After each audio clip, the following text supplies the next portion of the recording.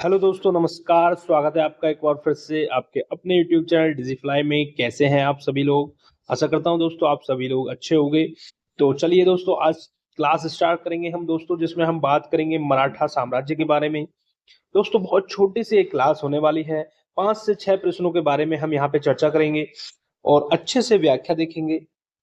जितने भी UP triple S आयोग द्वारा प्रश्न पूछे गए हैं उन सभी को हम यहाँ पे कवर करेंगे। तो दोस्तों चैनल पर नए हैं तो प्लीज चैनल को जरूर सब्सक्राइब कर लें दोस्तों।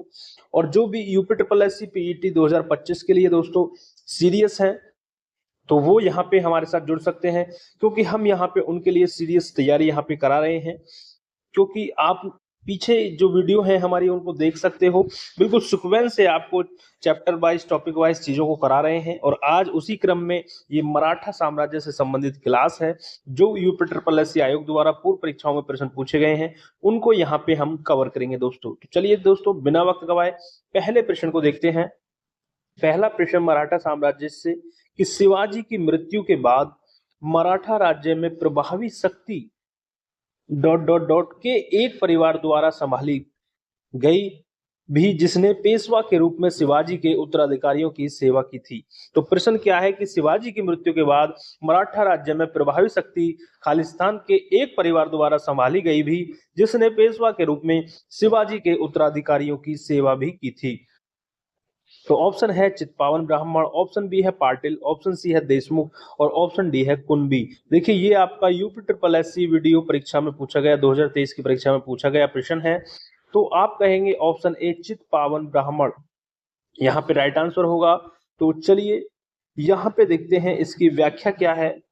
व्याख्या को अच्छे से देखेंगे। क्या है कि मराठा साम्राज्य के संस्थापक शिवाजी, ठीक है। तो यहाँ पे एक प्रश्न यहाँ पे तैयार हो गया कि मराठा साम्राज्य के जो संस्थापक थे वो कौन थे? शिवाजी थे। इनकी मृत्यु के बाद मराठा राज्य में प्रभावी शक्ति पेशवाओं के हाथ में हो गई, जो कि चित्पावन ब्राह्मण थे। कौन थे? चित्पावन ब्राह्मण थे। मराठा साम्राज्य में प्रथम पेशवा बालाजी विश्वनाथ थे। याद रखना, प्रथम पेशवा कौन थे? बालाजी विश्वनाथ थे। उन्हीं के शासनकाल से यह पद वंशानुगत होता गया और एक ही परिवार के हाथों सत्ता बनी रही। ठीक है। तो शिवाजी मराठा साम्राज्य के संस्थापक की यदि बात करें तो शिवाजी थे, और इनकी मृत्यु के बाद चित्पावन ब्राह्मण जो कि पेशवा के हाथों में चली गई मराठा राज्य की प्रभावी शक्ति, और उसी के बाद प्रथम पेशवा जो थे वो बालाजी विश्वनाथ थे। याद रखेंगे। चलिए आगे बढ़ते हैं अगले प्रश्न की तरफ दोस्तों।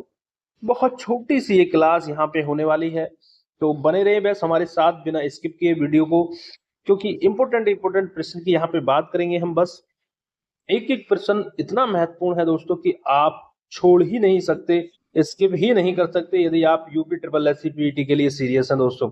और दोस्तों ये वीडियो केवल यूपी ट्रिपल एस पीईटी के लिए नहीं, जितने भी यूपी ट्रिपल एस आने वाले एग्जाम होने वाले उन सभी के लिए बहुत ज्यादा महत्वपूर्ण है। चलिए अगला प्रश्न देखते हैं कि निम्नलिखित में से किस सेना की ताकत छापा मार मतलब गुरिल्ला रणनीति थी? देखिए कई बार प्रश्न पूछा गया है कि किस सेना की ताकत छापा मार मतलब गुरिल्ला रणनीति थी। Option A Maratha, option B British, option C Mughal, option D Nayak. तो जो गुरिल्ला रणनीति को जो अपनाते थे वो मराठा थे। ऑप्शन ए यहाँ पे राइट आंसर होगा, जिसको छापा मार रणनीति भी कहते हैं। तो व्याख्या क्या है कि छापा मार अथवा गुरिल्ला रणनीति मुख्यतः मराठा शासकों की रणनीति थी। इस रणनीति को शिवाजी ने लोकप्रिय बनाया था। शिवाजी ने मुगलों के विरुद्ध इस पद्धति का काफी प्रयोग किया था। तो याद रखेंगे जो गुरिल्ला रणनीति थी किसने अपनाई? मराठा ने, मराठा शासकों ने। और इसको सबसे लोकप्रिय जो बनाया था वो मराठा साम्राज्य के संस्थापक शिवाजी ने बनाया था। ठीक है, याद रखेंगे। चलिए आगे बढ़ते हैं अगले प्रश्न की तरफ।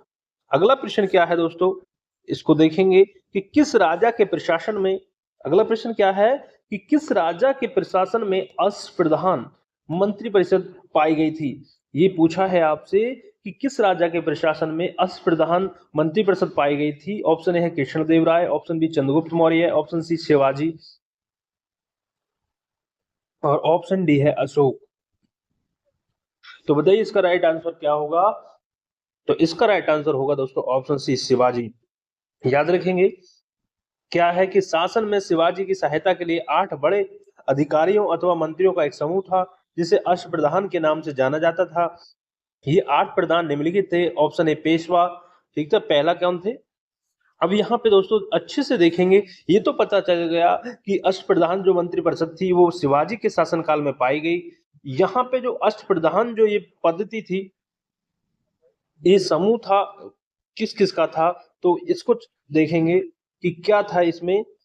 तो पहला जो थे 8 प्रधानों में पहले होते थे पेशवा अथवा प्रधानमंत्री, दूसरे अमात्य होते थे अथवा मजूमदार जिनको बोलते थे, तीसरे होते थे मंत्री जिनको वाक्य नवीस कहते थे, चौथा होते थे सचिव जिसको शुरू नवीस कहते थे, पांचवा होता था सुमंत जिसको दबीर कहते थे, सेनापति होता था छठा जिसको सरे नौबत कहते थे, और सातवां पंडित राव होता था, और आठवां न्यायाधीश।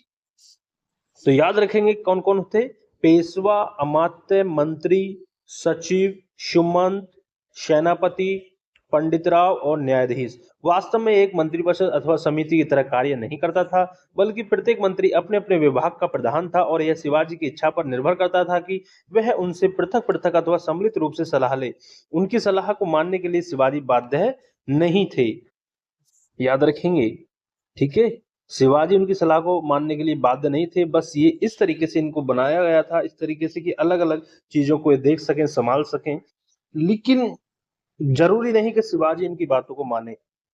ठीक है, इसके लिए बाध्य नहीं थे। चलिए अगला प्रश्न यहाँ से कि निम्न में से कौन से संत शिवाजी के समकालीन थे। देखिए कितना अच्छा प्रश्न यहाँ से पूछा है, यूपी ट्रिपल एस पीईटी 2021 में पूछा गया प्रश्न है।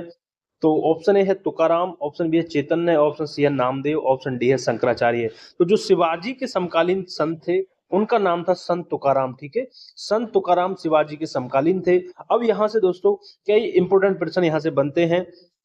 संत और मत है आपके यहाँ पे, जैसे कि प्रश्न कैसे बनेगा, प्रश्न ऐसे बनेगा कि अद्वैतवाद जो मत है वो उससे संबंधित कौन है, तो आप कहेंगे शंकराचार्य हैं। इसी तरह वैष्णव मत से संबंधित कौन है, चैतन्य है। इसी तरह वारकरी मत से कौन संबंधित है, तुकाराम है। और नामदेव किससे, निर्गुण मत से संबंधित हैं। याद रखेंगे इनको अच्छे से। चलिए आगे बढ़ते हैं। देखिए कितना अच्छा प्रश्न यहाँ पे पूछा गया है कि औरंगजेब की मृत्यु के समय मराठा नेतृत्व किसके हाथों में था। जब औरंगजेब की मृत्यु हुई तो उसके समय जो मराठा का नेतृत्व था वो किसके हाथों में था, संभाजी, राजाराम, जीजाबाई या ताराबाई। देखिए आरओ परीक्षा में प्रश्न पूछा गया है, तो कहीं ना कहीं ऊंचे लेवल का ये प्रश्न हो गया। तो औरंगजेब की मृत्यु के समय जो मराठा जो नेतृत्व था वो ताराबाई के हाथों में था। ऑप्शन डी यहाँ पे राइट आंसर होगा। चलिए इसकी व्याख्या देखेंगे अच्छे से, क्या है इस प्रश्न की व्याख्या। देखिए राजाराम की मृत्यु 1700 ईस्वी के बाद उसकी पत्नी ताराबाई ने अपने पहले पुत्र करण की मृत्यु के बाद अपने छोटे पुत्र शिवाजी द्वितीय को गद्दी पर बैठाया तथा उसकी सनीक्षिका बन गईं। ताराबाई एक बहादुर महिला थी और उसने औरंगजेब के विरुद्ध मराठों के संघर्ष को कायम रखा। अब यहाँ पे देखेंगे ये लास्ट प्रश्न है कि शिवाजी के समय सरनोबाद का पद संबंधित था। शिवाजी के समय सरनोबाद जो थे उसका पद संबंध था वित्तीय प्रशासन से, स्थानीय प्रशासन से, न्यायिक प्रशासन से या सैन्य प्रशासन से। तो सरनोबाद जो था वो सेनापति एक तरीके से था, तो सैन्य प्रशासन से ये पद संबंधित था। ठीक है, अब फिर से वही यहाँ पे बात करेंगे, क्या है कि शिवाजी ने राज्य के प्रशासन के लिए केंद्रीय स्तर पर अष्टप्रधान की व्यवस्था की। किसने की, शिवाजी ने, याद रखेंगे। जिसके अंतर्गत 8 मंत्रियों को नियुक्त किया गया था। इसमें पेशवा थे, अमात्य थे, मंत्री, सचिव, सुमंत, सेनापति, पंडितराव और न्यायाधीश शामिल थे। जिसमें सेनापति या सर नौबत जिसको कहते थे सेना की भर्ती, संगठन, रसद आदि का प्रबंध करता था दोस्तों। तो ये थे दोस्तों प्रश्न, इंपोर्टेंट प्रश्न जितने भी थे उनको हमने यहाँ पे कवर किया दोस्तों। वीडियो कैसी लगी दोस्तों, वीडियो अच्छी लगी हो तो दोस्तों वीडियो को लाइक करें, शेयर करें अपने दोस्तों तक दोस्तों, और दोस्तों चैनल को सब्सक्राइब करना ना भूलें दोस्तों। मिलते हैं अगली वीडियो में, तब तक के लिए जय हिंद, जय भारत दोस्तों, धन्यवाद।